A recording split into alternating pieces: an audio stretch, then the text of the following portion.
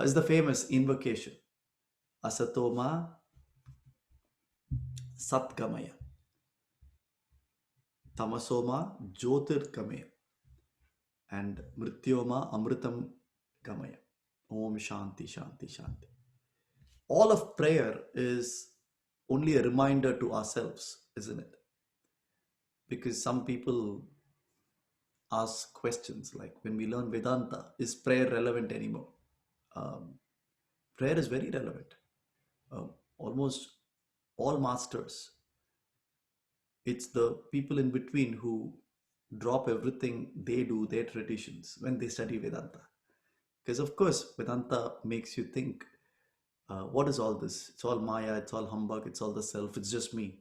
Who am I? What am I doing? Why should I light this lamp? Why should I do this? Why should I go to the church, mosque, whatever? But traditions are useful because it's the way you handle traditions that make that difference. See, after you learn Vedanta, the way you approach prayer differences. Prayer doesn't change, or you don't run away from prayer. The way you approach prayer, what that means to you changes. And prayer is a reminder to ourselves of what, sorry God, I have transgressed and trespassed into areas which I am not. Lead me unto yourself. So, who are you telling that to? It's a reminder that you need to take a certain path. What you are, like sheep which roams around the farm, instead of walking straight, we're roaming around in illusory worlds of creation, sustenance, and death, on and on and on and on, without a simple realization of truth.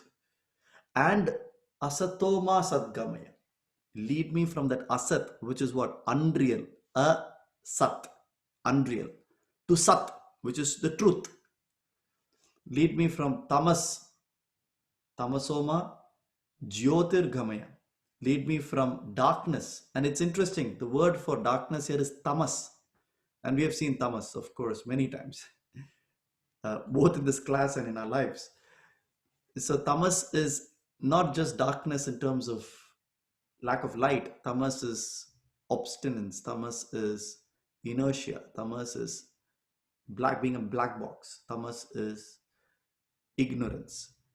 To light, which dispels that tamas, and lead me from mrityoma amritam gamaya. Mritya is mortality. Amritam, amritam. Sanskrit is very easy. You just add a in front of things, you get the opposite. You don't have two different words for most words.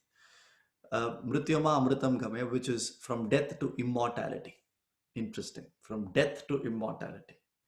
What do normally people pray? People who pray for immortality, what do they pray? They pray from birth to immortality, isn't it? uh, it's very interesting when people understand the meaning of this. They think there's a typo. A typo in Brihadaranyaka Upanishad, chapter 1, verse 3, and hymn 28. What is a typo?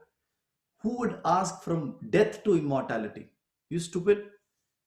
All kings we have read in storybooks, they want to find that secret sauce, that that philosopher's stone, that road to El Dorado, that red pill that leads from birth to immortality, isn't it? Or from where you are to immortality. But Brihadaranyaka Upanishad praise can lead me from death to immortality, which means what? You're not there after death.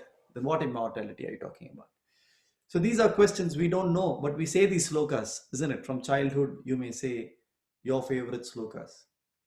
But inquiry starts with not about what Rumi said, but starts with what is it that I've been saying all along? Can I inquire into what that actually means? What's the wisdom behind that? That itself is a good inquiry. So start with your own prayer. So Vedanta doesn't mean quit anything. It's inquiring about everything. That's Vedanta. So even if there is one little prayer that you said when you were young, go back and ask, what does that mean? Asat, we all probably said Asatoma Satgamaya Om Shanti Shanti. What does it mean from death to immortality? I don't understand. So let's understand. So that's inquiry. So let's start today's session. Let's continue from where we left last week, and let's proceed at pace to complete chapter 8 today. It's an exhilarating chapter because it is the yoga of the imperishable Brahman. We are going for the jackpot straight away, the imperishable Brahman. It's not the yoga of how to work. It's not about the yoga of Maya. It's the yoga of imperishable Brahman. For that, let's uh, let's recap last week and move on. So if you can look at my slides, who can unmute yourself and tell me the key insights from this analogy? Whoever is able to give us three, we saw many extrapolations of this analogy to Vedanta. For those who are not on, who are not able to see the screen, we're talking about the water cycle: evaporation, condensation, precipitation. We saw we can draw at least 7 or 8 parallels from this to our lives. So I want someone to unmute and take a shot at 3 parallels. And if you're able to hit 3, you get a prize.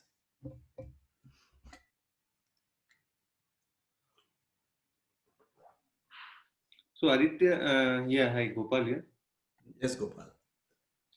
Yeah, so one of the things that we discussed with this particular example out here is the manifest, unmanifest, and beyond manifestation. Mm-hmm.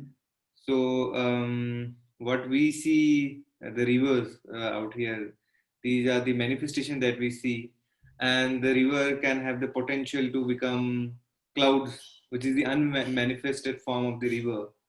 Mm. And beyond manifestation is the H2O, that the water, the H2O, which knows that it is taking various forms and shapes, and it has the potential. But H2O is the ultimate thing. Like it knows that from H2O perspective, it can see everything: the manifestation and the unmanifestation. So all the potential and the existence value of current value of it. But from the manifestation perspective, like from a river perspective, the river understand that yeah, it's the river only. Mm. And it doesn't understand it has the potential to become something else as well. Great, Gopal. Very good. Amazing. So that's the first parallel about Uh, the manifestation and unmanifestation and what's beyond manifestation and manifestation. The Vyakta, Avyakta is the unmanifest, and Uttama Purusha beyond that. So what's the second? You get a prize if you do three parallels. Gopal, go for the second. the the evaporation can be drawn similar to aging and growing up, and condensation could be like death, and precipitation could be like rebirth. So okay, so the second extrapolation is that, to, as Gopal said, for the reverse perspective, and as Abhishek said, there is a constant change of state, isn't it? There is creation. When the rain comes, rivers get filled. There is sustenance. The river level rises, grows, and cherishes its health, so to speak. And there is death. It gets evaporated again. And what happens again? The river again gets filled. It sustains. It evaporates. So there is a constant cycle you see here, and this is a never-ending cycle. If you're caught up in that cycle, it's never ending. You can't get out of it. A river cannot, is helplessly bound to the cycle. When it rains, the river gets filled. When it evaporates, the river dies, so to speak. That part of the river that gets evaporated. The river is bound to the cycle. But is it really bound? It is bound only if it thinks it is bound. As Gopal said, the river is bound only in its own mind, isn't it? Because it has a limited identity of a river. Is it really bound? No, not at all. Why? If Gopal's wisdom that he gave us now says that, if the river identifies itself as water instead of an appearance of name and form called river and clouds and drops, and the all the river's guru should nudge the river to do is, river, lose your ego of a river and identify yourself not with something else, with who you already are, which is what? Water. So Abhishek's point is the helpless cycle of evaporation, condensation, and precipitation. In our case, it is birth, sustenance, death that we are caught up in. Only if we identify ourselves with ego. Third parallel. Anybody?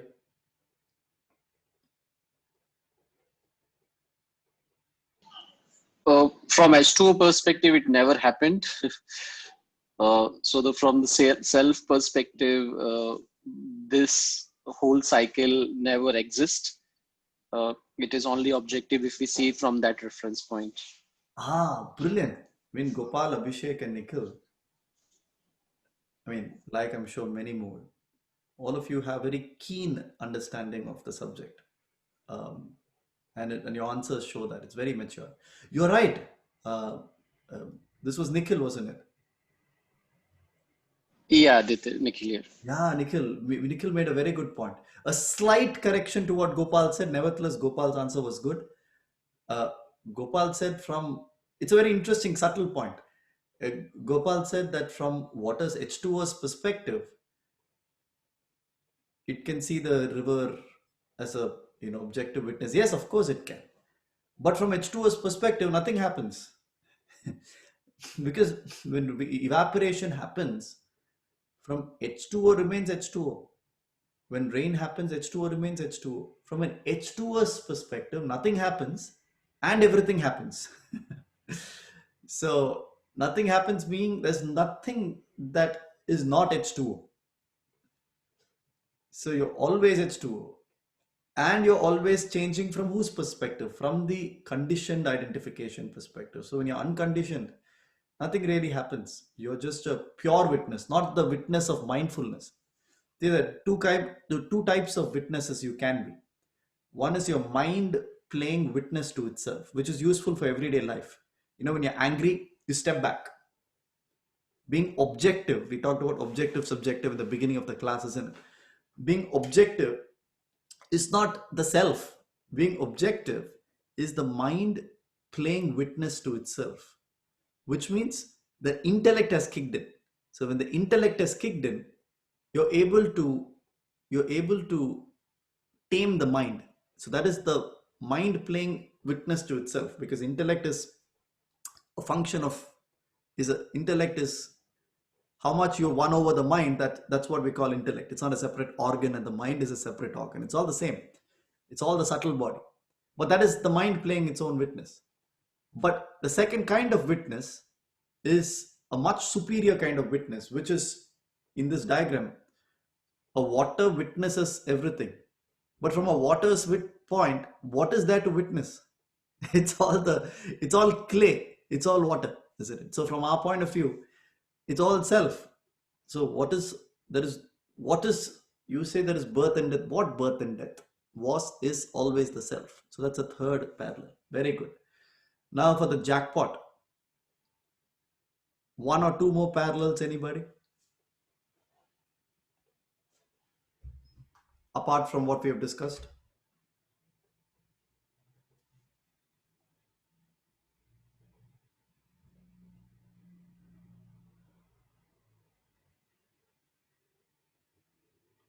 So let me help. So another parallel is, what should the river do to all these lofty things that Gopal, Nikhil, Abhishek are saying? Of what help is it for the river? What should the river do to get that everlasting peace? The river should identify with H2O, not with its smaller identity of a river. So that way it will never die. That way it is like all encompassing. It's like throughout the entire world, So it becomes a much larger identity when it loses its small identity. So to become a part of the larger self, you have to lose your small ego. Then you can be a part of the larger self. Correct. First step, the river needs to turn inward. See, the river cannot turn outward and find an answer. The river looks up at the world that the river is in and asks,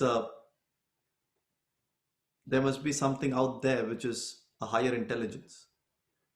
Where is the higher intelligence here? The river itself is the higher intelligence when it's identifying with what it truly is. The substratum of the name and form of river is water, isn't it? River is a name and form, clouds are a name and form, vapor is a name and form. The substratum upon which this appearance of river and vapor happens is the ultimate reality, isn't it, for that river? So the river can only find the answer inward, not outward. And having realized the answer is inward, the river won't make the mistake of searching for an answer within time, space, causation. The river cannot say, in 10 years, I will realize that I'm the water. It's not a matter of time. You are the water now. The river is free to understand that in 10 years, it won't get H2O. It is already H2O. It was already, without H2O, there is no river. But without river, there can be H2O. But without H2O, there is no river, isn't it? So it's not a matter of time. It's not a matter of space, meaning the river when it flows through Gangotri or the river when it flows through a holy spot doesn't make the river the H2O. If it's a river, it will see itself as a river there also. So it's not a matter of space. In the worldly sense, you can say some place have better vibration, positive, all that's fine. But knowledge doesn't help. If you may know everything, but you will only do what you believe in. So the river believes it's a river. Even space doesn't matter. Causation doesn't matter. The river it's not a matter of the river doing something good for it to realize the self. The river, there are cleaner parts of the river, there are more dirty parts of the river. The river is a beneficiary of its cleaner parts and a victim of its dirty parts. But even if it becomes clean all around, it becomes a clean river. It needs a kick of knowledge to realize the H2O. So it's not a matter of causation, causality. I do this, I become self-realized. How? It's because you're already the self, isn't it? You don't need to do anything to become H2O. That's the point. So the river and H2O are not separate from each other, and river is not claiming H2O. The river is the H2O. So you are the self, the substratum upon which the worlds appear as name and form. We're able to see identities of names and forms, but you cannot search for the truth within this world of samsara, name and form. You cannot search for the truth in time, space, or causation. You can become a better person, live a happier life with punching the right buttons today. But truth is outside of what you punch and what you get. You are a victim of your own personality. You are a beneficiary of your own personality. But truth is outside your personality. So you can't polish your personality to try to become self-realized. But it's very intimate to you because you always are, is, and will be the substratum, which is the self. We can go on with more parallels, which you can derive. There is one more I would like to Go ahead. highlight, Aditya, if you allow. Uh, a river must have a loose grip with its life so that it can change its identity from river to evaporation to condensation, and in order to work for a bigger cause rather than just flowing helplessly. Correct. Good. So the river needs to have a loose identity. See, for you to become anything, you got to assert and negate. We keep seeing that in this class to a point of repetition. For the river to realize its true nature, the self, what does it need to assert? Assertion is a matter of faith. The river needs to realize that there's somebody who's nudging me to see beyond my name and form, which is H2O. It must be true because I have faith in that knowledge. But I can't experience H2O now because I'm so conditioned as the river. And negation, which is I need to negate what I am not, because if I don't negate or what I'm not, but asserting what I am, I remain who I am with a little more knowledge. That's about it. I need to negate what? I need to negate my limited identity. I'm not this river. I'm not a river. I'm water. So assertion negation goes together. I'm not the body. I'm not the mind. I'm not the intellect. These are appearances in that infinite screen of the self, which itself doesn't emote, which itself doesn't have intellect, which itself doesn't have a body, which is a boring eternal constant, the self upon which I appear and disappear. That's another analogy. So we can draw uh, any many analogies as we like. All right, good. So the simple thing is, another way to understand this is, what do you see here? There is creation, there is sustenance, and there is death. There's creation, sustenance, death of everything. You see this animation here? Meaning, everything is born, everything sustains, everything dies. This can be, this for your body, this for your emotions. 2 years ago, you had certain emotions, it doesn't speak to you today. Upon other conditions, you have other desires which doesn't speak. Everything that seems to be permanent today, your state of depression or your state of ecstasy, all have a birth and death. It all has an expiry date. We know that, but when we are in depression, we think it's forever. When we are in ecstasy, we think we have one life forever. But actually, our intellect knows that everything has creation, sustenance, and death. In this cycle, oops, what doesn't change in this diagram that you see here? Anybody? The color of the blocks, I mean the self here. What is the self here?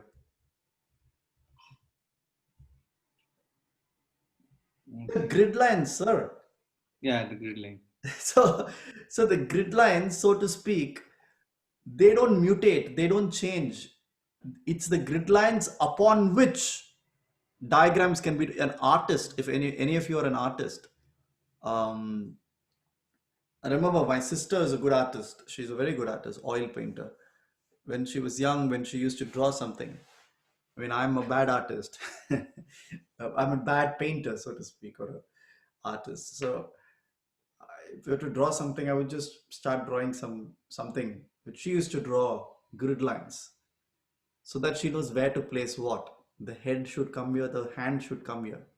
Otherwise, I would realize by the time I draw my head, I don't have place for the hands. So she draws the grid line. Now, the grid lines, from a grid line's point of view, everything's appearing and disappearing, isn't it? So creation, sustenance, and birth are upon the grid lines. That's what Einstein discovered also, isn't it? He didn't discover, I'm not talking about the self here, but he's talking about the space-time continuum, which is just that grid lines, the fabric of the universe, upon which things appear and disappear. So there is a planet today, there is no planet tomorrow, but the space in which the planet was remains the same, isn't it? See, there is a cup here and there is no cup. A subtler thing to say is there's air here. There is no air here. Tomorrow there could be vacuum here, or a mic here, or my hand here. But in all of these combinations, the space remains the same, isn't it? It is the same space upon which there is a cup. It is the same space upon which there is now just air. Air is also matter. Air is not the space I'm talking about. Air is matter. It is the same space upon which I suck that out and there is vacuum. But nobody can destroy space. Space is just the grid lines, the coordinates in which I keep this cup. The coordinates in which something else comes in today. The coordinates in which the birth of the cup, the death of the cup. The birth of vacuum, the death of vacuum. The birth of something else, the death of something else. The birth of nothingness and the death of nothingness also. None of that is the grid lines, the space here. In that space, objects appear and disappear, born and die, create and sustain and go away. So that grid lines is the ultimate answer to what this space is. It's that space upon which things come in and go out.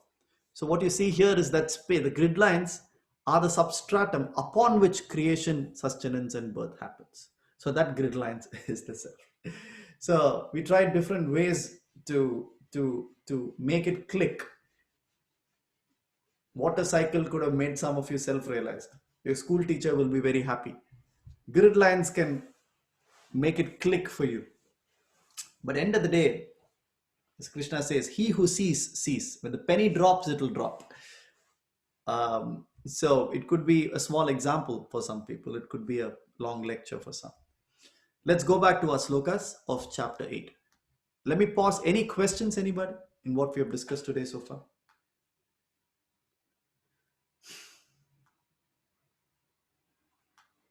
The yoga of Akshara Brahman, which is chapter 8, is subtle. And what is imperishable? If not subtle, how else will it be? So the executive summary. Someone wants to ask. Jay, you want to ask something? Yes, Aditya. I'm just doubting whether I'm asking by going to zero, starting with zero.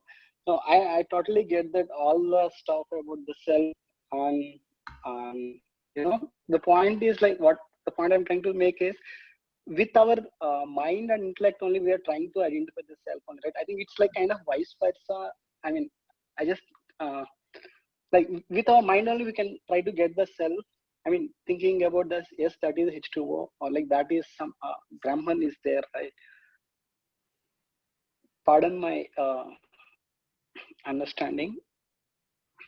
No, not at all. It's a great question, and that's a question which all of us should ask.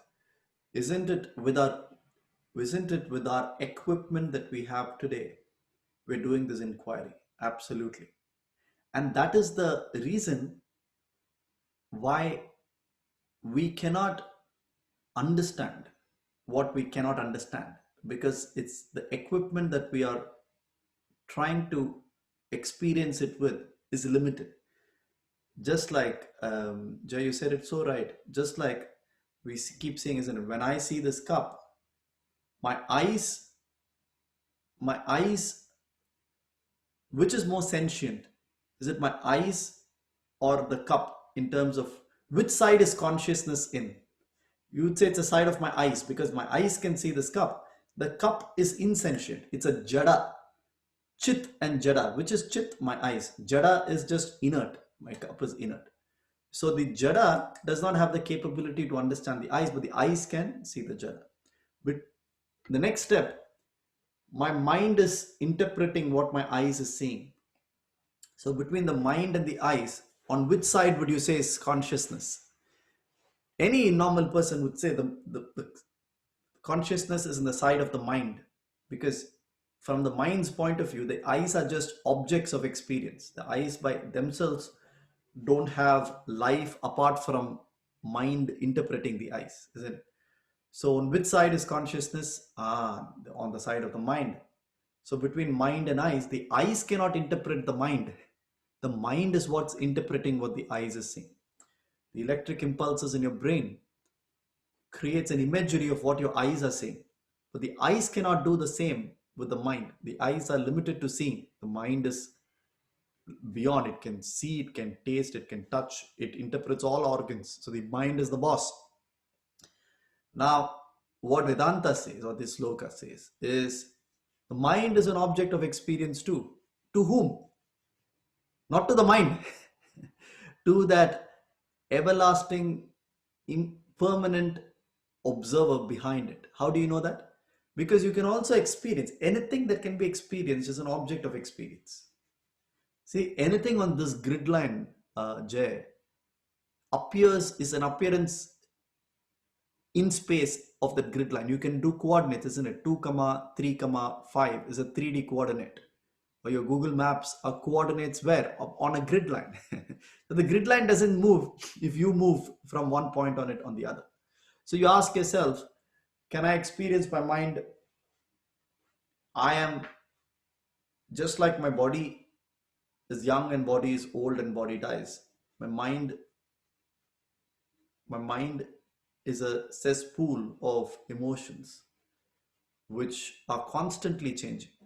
And when I say I am happy, when I say I am sad, when I say I am Aditya, when I say I am this body, when I say I'm a father, I'm a son, on the right hand side is everything that is conditioned, isn't it? Upon conditions, I'm a father. Upon conditions, I'm a son. Upon conditions, I'm happy. Upon conditions, I'm sad. On the left hand side is that boring constant, which I say is I, but what's that screen upon which I'm all of this? So my mind also, we can go into some Panchakosha yoga and all that manana kind of arguments to look at this. But my mind is also at the end of the day an object of experience. Whose object of experience? Object of experience of of a permanent, minute self that you always are. Just like what we saw, Jay, the journey for a river to understand it is also the water is is adds nothing to the equation. Meaning there is nothing we are adding to the equation here in the form of a superpower, energy, whatever, Kundalini Shakti. Nothing we are adding. The river is always the water, isn't it? The river never was not the water, even when it was ignorant or knowledgeable, nothing. Knowledge or ignorance doesn't change the fact that the river was always H2O. But the river cannot realize it's H2O because the river's equipment is limited to its ego of body, mind, intellect. And therefore, we saw the river cannot cognitively ever understand. It has to drop its identity of river first to understand.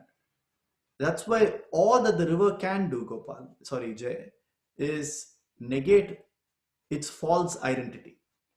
What you're asking, Jay, is what Adi Shankara was struggling to understand and then master, which is neti neti.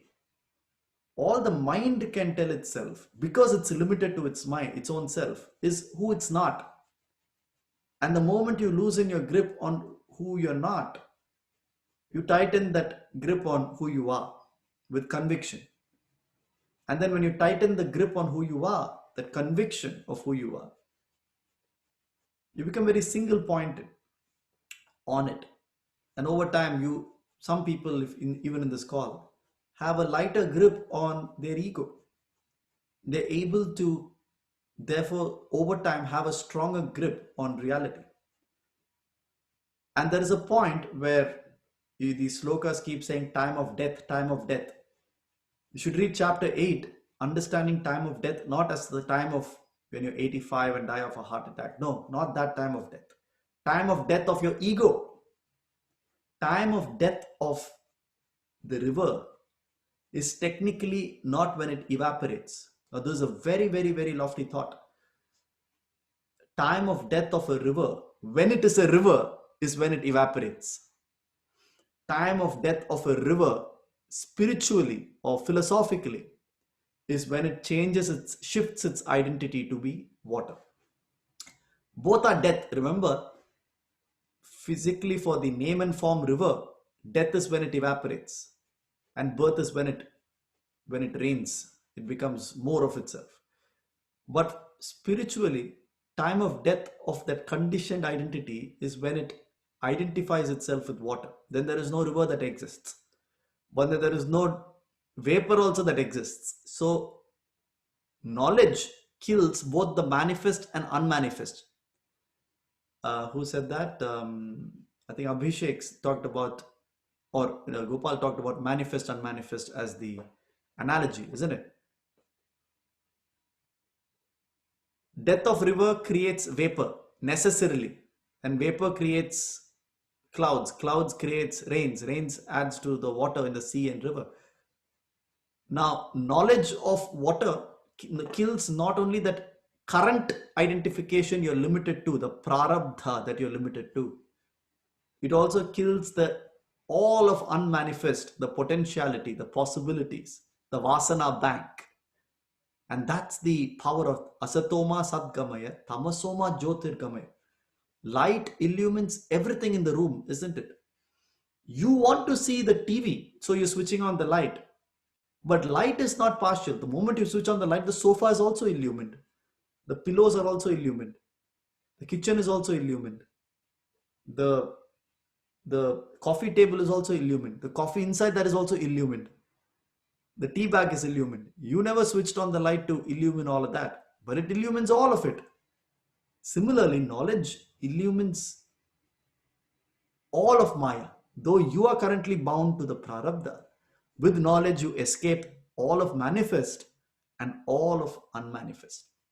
So the H2O liberates the river, not just from the river. The H2O liberates the river from all other samsara, which is in seed form, which is vapor. So tomorrow, does the river ceases to be the river? No, all of the cycle happens. But from the point of view of H2O, what happens? So coming back, so from our equipment, Jay,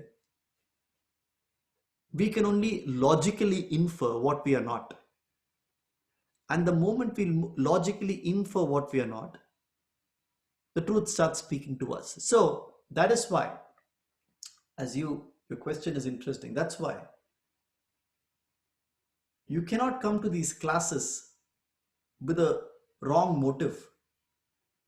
Meaning, if you're coming to this class as a painkiller, like going to a hospital, or you can come to these classes like a vitamin or going to the gym. Hospital and gym, you're going for two reasons. You don't go to a gym to fix a problem.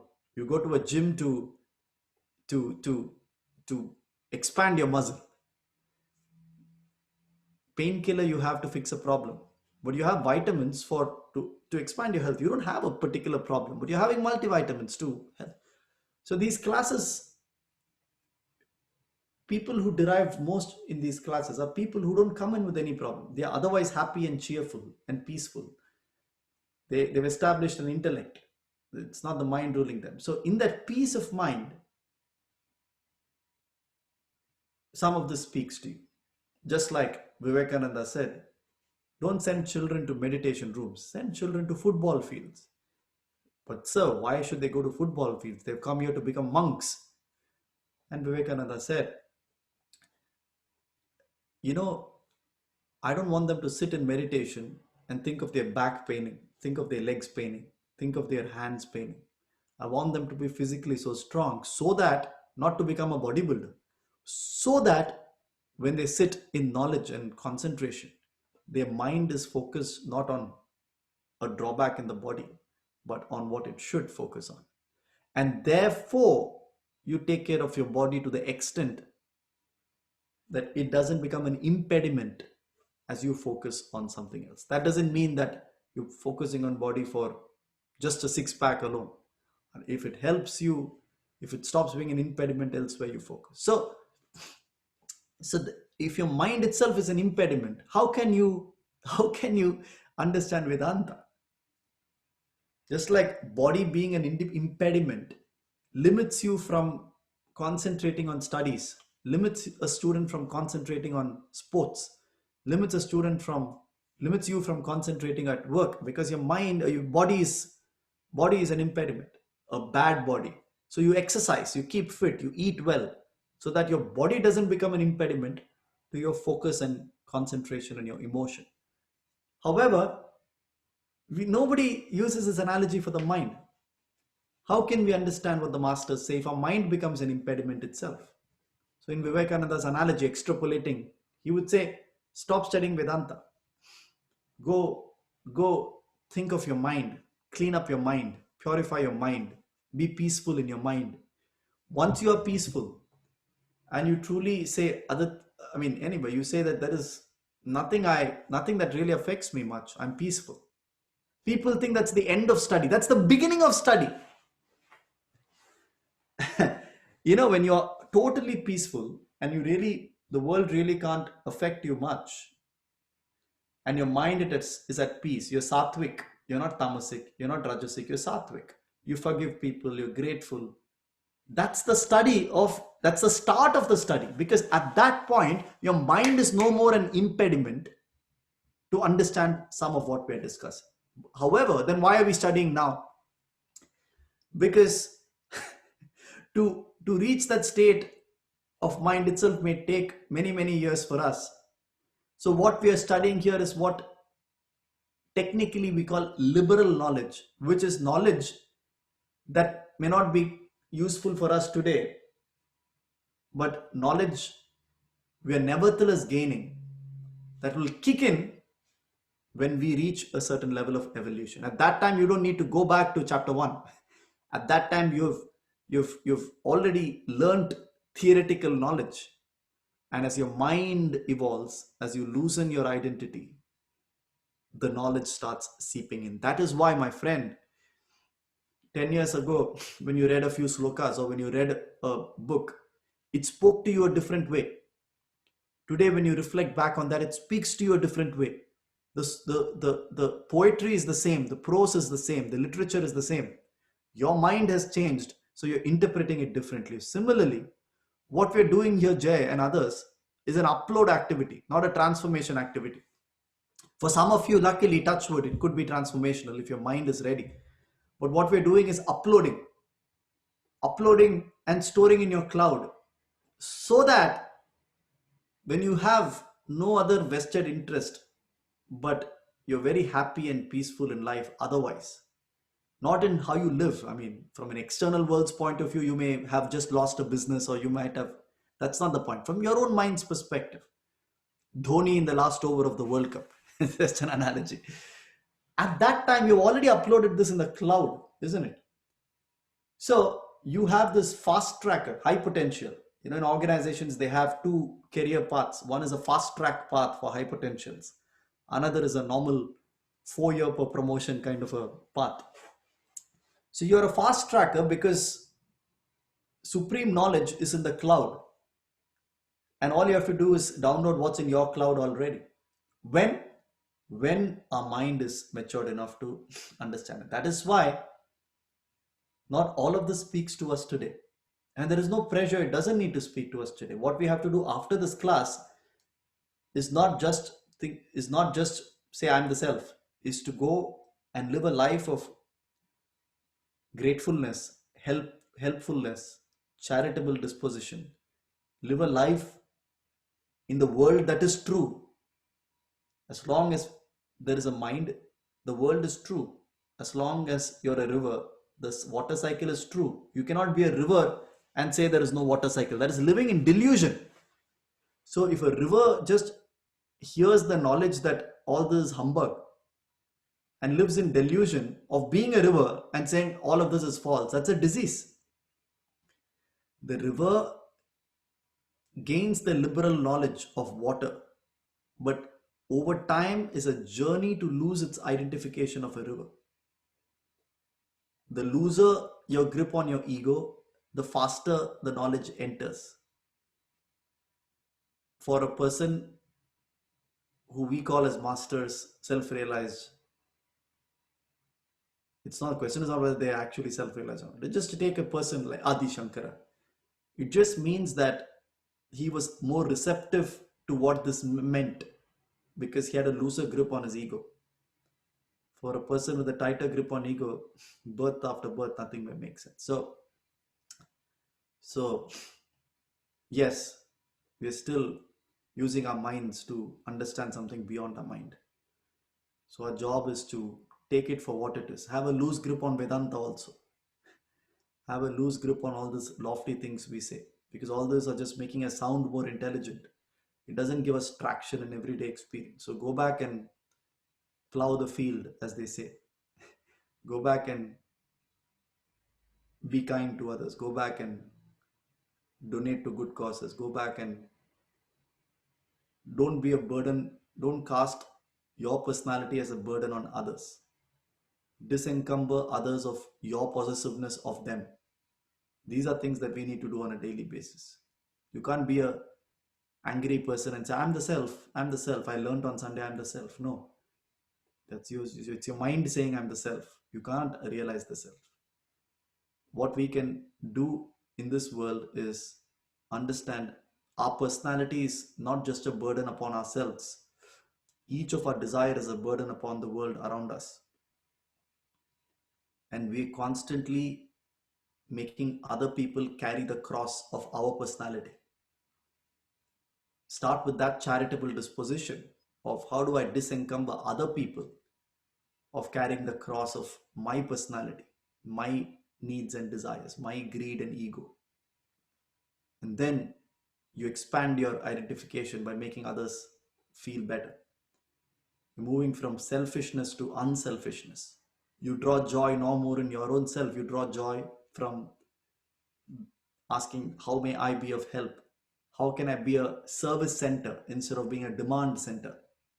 And after a while, you move from unselfishness to selflessness, which is, it's good to be unselfish, but that is also an ego. The benevolent ego is a subtle ego. Benevolent ego is the ego that I am orchestrating a better world. And selflessness is saying there is no I, it is karma unfolding itself, where I am an instrument. So I am objective in nature. And it is that state of mind in which this knowledge, which is in the cloud, hits your stable mind, just like focus hits a stable body, and then it speaks. Right, Jay? I get it, Aditya. Thank you so much. All right, cool. So let's go back to the slokas, unless anybody has any comment. Hi, Aditya. Akshay. Hi, yeah, Akshay here. So just to continue in the same lines of what we were speaking with Jay and your comments on limited equipment. So I started attending these sessions more because of intellectual curiosity, and I wanted to explore what it was. And something that I've understood over these classes is that there is no way to actually understand this with our mind, like you've just said. Like there's no way to actually understand the self with our intellect. So just to give another analogy, I think for limited equipment is that we can see what is in our, like from our eyes, we can see what is in our visible range, but we can't see what is ultraviolet or what is infrared. And we can only hear what is in our audible range, but we can't hear something that is beyond our audible range. So I think that is something that I've able to establish over these classes, that there is no way to actually understand this with our mind and with our intellect, that we have to realize this beyond that. Right. Great analogy, Akshay. Good. So we like Akshay has made sense in his mind using an analogy. We all will have a way to cognize what we are learning. Akshay, just a subtle point there, if I may, is that, see, visible light and ultraviolet or infrared on either side of on the left of violet is ultraviolet, on the right of red is infrared. You may have gamma rays, are mutually exclusive, isn't it? So visible light is not ultraviolet. Ultraviolet is not visible at the moment. From a visible light's point of view, ultraviolet is a peer, is a sister, brother. But not visible light won't say I am ultraviolet appearing as visible light. No, ultraviolet is different of me. From a photon's perspective, or from the perspective of what's common between all of it, visible light and ultraviolet are all appearances of it. So there is manifest, the vyakta, you are the visible light. The avyakta is potentiality, which is what is not manifest. The truth is the grid lines that's beyond manifest and unmanifest. So from a photon's point of view, what violet, what red, what blue? I'm a particle, I'm a photon. But Why is the sky blue? Anybody? Why is the sky blue? It's a science question, but not. You can show off your science skills now in case you're keen about that. Akshay, Dispersion. correct. Dispersion of what? Dispersion of light, white light. So that blue is the longer wavelength, and that is what is more visible. Correct. See the impurities of the atmosphere scatter blue among the Vibgyor, among the colors of the 7 colors of white light. It scatters blue more because of its wavelength, as Akshay rightly said. Since it scatters the blue part of visible light, it is actually the impurities of the atmosphere you're seeing as blue in the sky. Sky is not blue. Sky is skyless. So it's when you see a sky as blue, you cannot stand the knowledge that sky is not blue. Saying, I am seeing the sky is blue. No, but sky is not blue. No, it's blue. I observe with my eyes. I go by logic. I go by laboratory data. It's blue. No, you look deeper into real knowledge. Oh, okay, it's just impurities that are blue. Similarly, all of our life is that impurities that the mind projects and it appears really real. And beyond that, what's the truth is you form your own, as Akshay said, you form your own way of interpreting that. Right. Biswajit, you had a point, or shall we move on? I observed you unmuted your mic. This is Barsha. Hi, Varsha, go ahead. I had a question, like while reading chapter 8, like these slokas, there's this thing which comes up that at the time of death, the last thought determines your next embodiment and environment. And you just mentioned that death here means death of ego. Right. So what your last thought is becomes quite important or primary. So are we placing a lot of importance there? The significance actually focus shifts in the last thought, or it's just a buildup of what you have been thinking all along, and what happens to the Vasana bank? That's the question basically.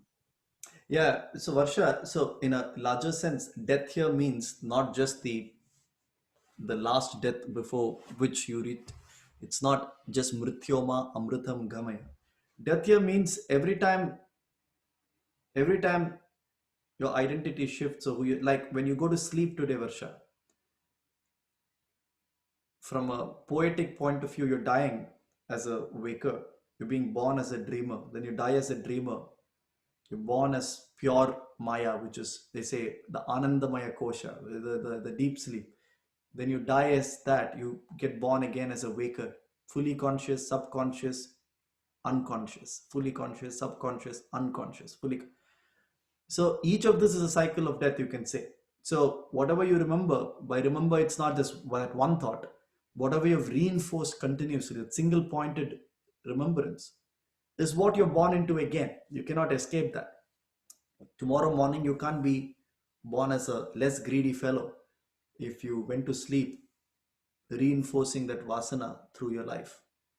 Whatever you do all day is necessarily the balance sheet with which you finish the financial year, you finish the day.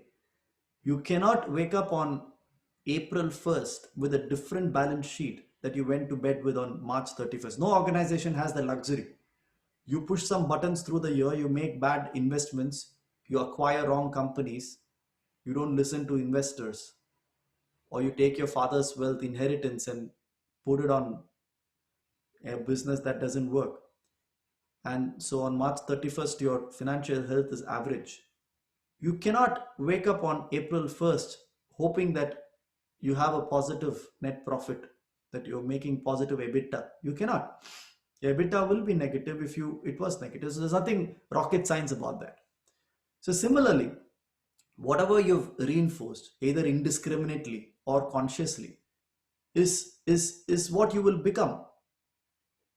And there is a point where it says at the end of time, death, if you have negated your ego and asserted the self in a way, not cognitively, but truly, then you attain to myself, is what Krishna is saying. And that's a good segue into going into slokas. So, Arjuna, there is absolutely no doubt that someone who remembers the true me and one who remains after the end of time, death, sorry, true me as the one who remains after the end of time, death, attains to myself. The river should trust that it will remain H2O after it dies. The more the river asserts H2O, it is unbound from death. Death from whose perspective? Death from the river's perspective, traditional perspective of dying to become vapor.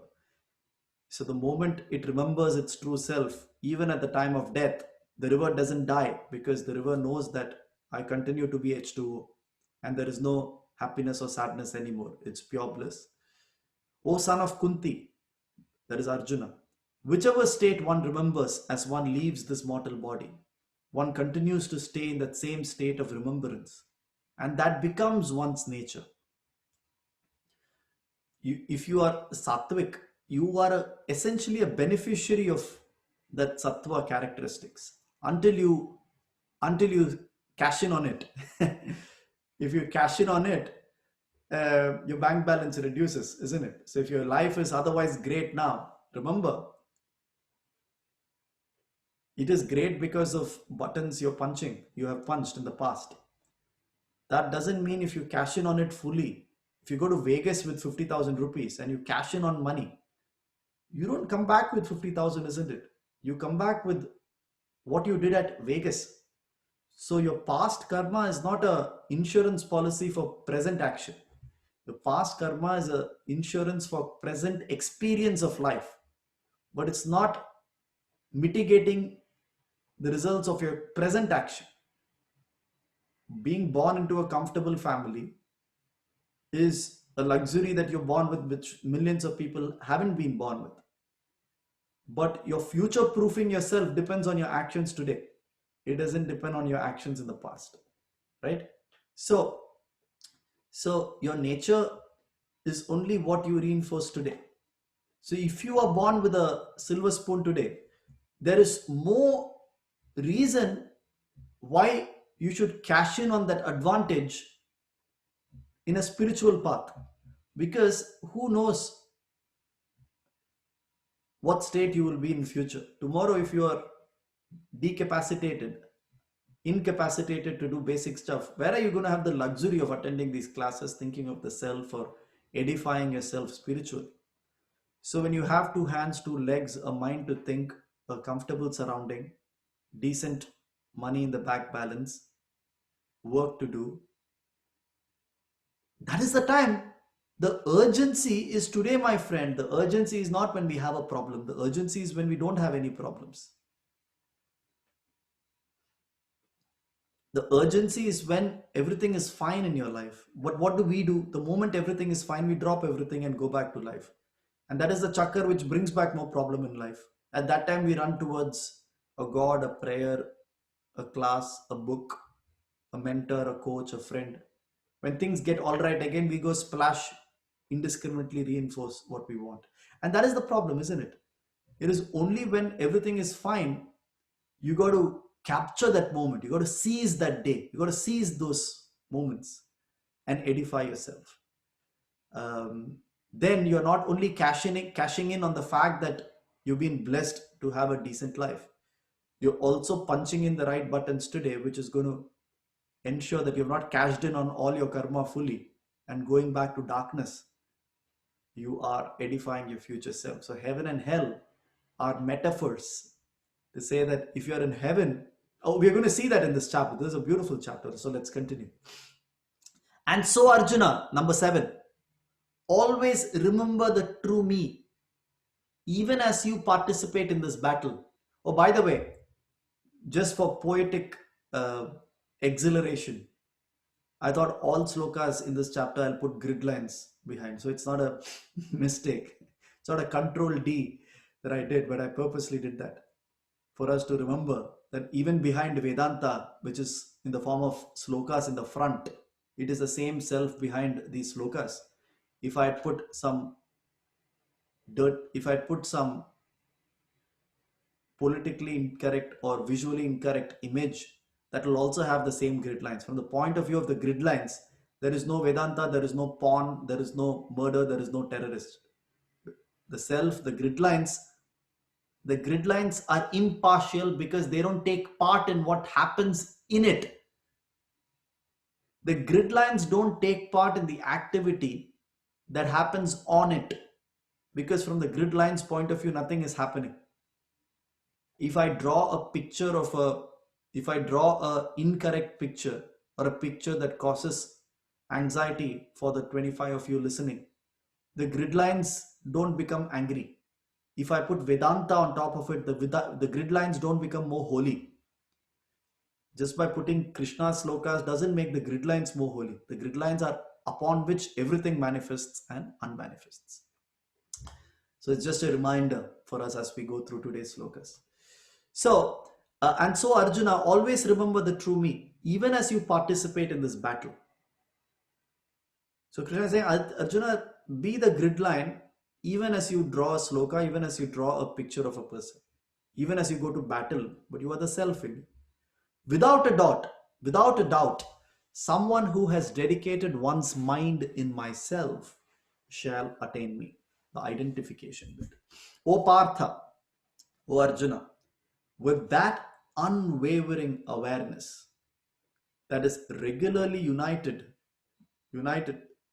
See, the meaning of yoga, you would know if you've attended these classes, is yoga is reunion. Yoga is to achieve union. Now, interestingly, yoga doesn't say achieve union with what? Because for a yogi, it's obvious. Achieve union with what? It just says achieve union. With what? With your true identification, with who you truly are. The river achieves union when it realizes the water. What does river achieve union with, sir? It doesn't achieve union with anything because it has always been the water. It is just union with what you forgot you were. The river transgressed into limited identification. It achieves union with itself. It's not the river and vapor which have become union with oneself. It is the river and vapor and everything which realizes the same truth, which is water. So if vapor is another person and you are the river, the vapor is playing to vapor god, obviously. River is playing to river god. So your god is different, my god is different. The rain is praying to rain god, the snow is praying to snow god, because we say God created us in his image, but we create God in our image, isn't it? To the Westerner, the God is a white male with blonde hair. Though Jesus was an Arab, the Westerner creates God in his image. How do you create Rama and Krishna? As a South Indian would create him because as described in the Ramayana, Rama and Krishna are very dark. They are black, jet black. The North Indian would probably create a fairer form of Rama Krishna. An East Indian would create a different form of Rama Krishna. We create God in our image, no? If humans hadn't evolved and horses had evolved, the God of the universe will be like a horse. Why should the God look like a human being? So, the highest form of ego to think God looks like one of us. A horse, evolved horse, if human beings hadn't exploited their conditions in the savannas of Africa, and we hadn't involved at this pace and created a prefrontal cortex more than a reptilian brain to think and create and use our intellect to create guns and TVs and Netflix. Imagine horses had done that. Horses would be praying to a horse god. So, river praying to a river god, vapor praying to a vapor god seems very different. Therefore, that is not the self. God as we pray is not the self. If your God is superior to another person's God, that's the river God is superior to vapor God. Good, let's fight. But that doesn't deliver. That doesn't make us achieve any traction.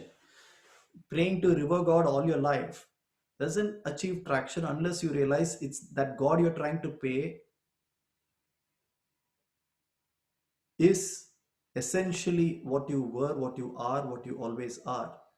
Because the moment you pray to, the moment you realize that you're water, what is the concept of vapor god is different from my god? You were, always are, and will be water. It's a humbling thought, and it humbles us towards de-identifying ourselves even with our closest identification, even with pure identification. Don't identify too much even with Vedanta. The moment you identify, Vedanta will be the cause of your happiness and cause of your suffering. Tomorrow if somebody says, oh, this is scrap, you'll start holding the high, you'll start mounting the high horse and going fighting that no, this is the right philosophy. There's nothing right, wrong. This is equally a bluff for a self-realized person. So it's a little tricky, but this is not for going out and saying, I'm the self, or saying, oh, all this bluff. No, this is about inquiry for our own selves. Next, number 9. By meditating on the source of all intelligence, the ancient, all-controlling, minuter than the minutest, which sustains everything, but which is beyond the scope of thought, which is beyond ignorance, one who at the time of death, with unmoving mind immersed in devotion, by the strength gained through the practice of yoga, fixes the prana between the eyebrows, that person attains to the eternal and ultimate state called Purusha. See, the minuter than minutest is interesting. So it is not a form of physical minuteness. It is not the form, if you break the atom, you found the truth of life. No, because physical minuteness is only from the reference point of your size. See, why is the solar system so large? Solar system isn't large or small independent to your size. You are 6 feet tall, so anything 100 feet tall seems large. If your frame of reference is 100 feet is normal. Then 1000 feet is tall. So the realization that we'll find a fundamental particle is interesting and uninteresting. Finding a fundamental particle is not that interesting for a Vedantist. If in the physical way, can we break the electron? Can we break a string? Okay, it's fine. But from a string's reference point, it is the average size.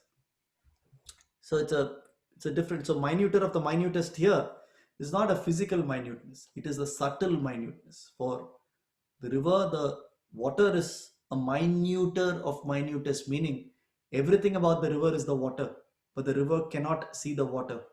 Why can't the river see the water, sir? Because it is the water. Water cannot be an object of experience for the river. This is what we need to capture, identify with, and meditate over. What? Water cannot see river as a subject of experience. Sorry, as an object of experience. Why can't river see the water as an object of experience? Because it is the water. It is the subject. Water is the subject upon which river appears as name and form. Water can experience, water is the substratum upon which river is a name and form. The ocean is the substratum upon which waves and the froth and the foam are names and forms. So the wave cannot experience the ocean as an object of experience because it is the ocean, having taken a limited form of a wave for a time being. And every wave has a birth, nourishment, death. And the next wave has a birth, nourishment. So the waves are perennially in the cycle of birth and death, assuming an individual ego and identity. It can never experience ocean because ocean is who it is. which it is, without identification. So minuter of the minutest. You got to change. You got to have a paradigm shift, not an incremental shift there.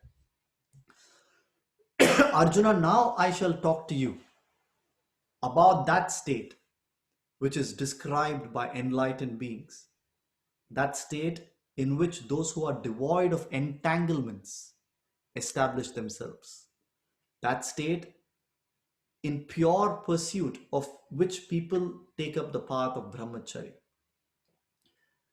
After controlling all gateway, now he's describing that state of enlightened beings, the brahmacharya state. After controlling all gateways into one's self, by fixing one's manas in one's hridaya, meditating and establishing oneself in yoga. Very simple 3 points. After controlling all gateways into oneself is being in control of your sense perceptions and sense organs. Gateways into one's self is nothing but how we receive information from stimulus. So if you're in control of, if you do everything in perspective and proportion, that is being in control of gateways. Gateways is nothing but anything and everything can everything can affect us, isn't it? You lose objectivity as a drop of a hat. So you're not able to control the gateways of supply that you have. We seem to be a slave of supply rather than supply being a slave of what we need in our lives at the moment. Fixing one's manas in one's hridaya. See, hridaya is not the pumping heart here. And manas is not the brain. Brain and mind are not the same in Vedanta. Manas is a mind, as we know. Fixing manas in hridaya means divinizing the thoughts. See, intellectualizing thoughts takes you to a point. So even if you're in the path of knowledge, jnana, essentially, if you're truly wise, you will see oneness and love and divinity everywhere. Divinity not in the form of probably a person or a figure there, not the bhakti, divinity. In true form, bhakti is also moving manas to hridaya. A Meera, a truly person truly established in bhakti. All that they've done is moved manas to hridaya, meaning whatever I see, good or bad, I divinize it. By divinizing it, I love it.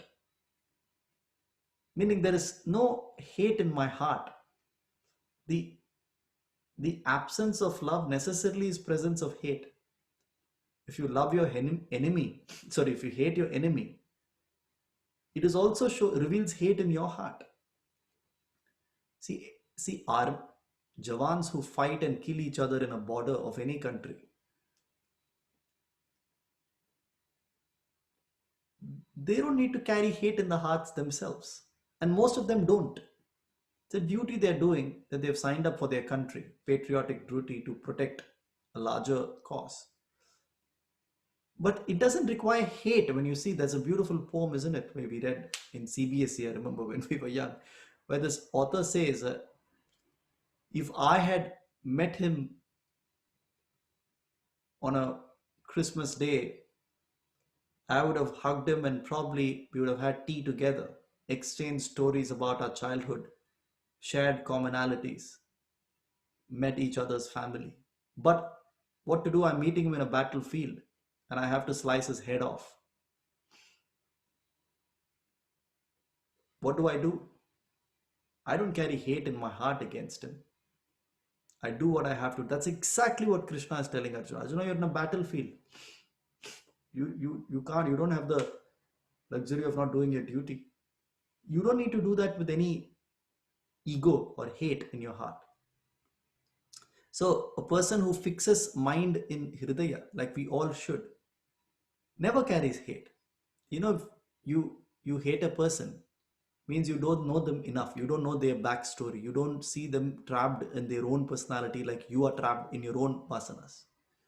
But the moment you understand someone truly, what happens? You cannot carry hate You may still have to do, you may leave that company, you may leave that relationship, you may leave that particular environment, which is fine because it's not your swadharma. But you are not leaving it with any angst against someone or against something. It just didn't, the situation didn't work out, isn't it?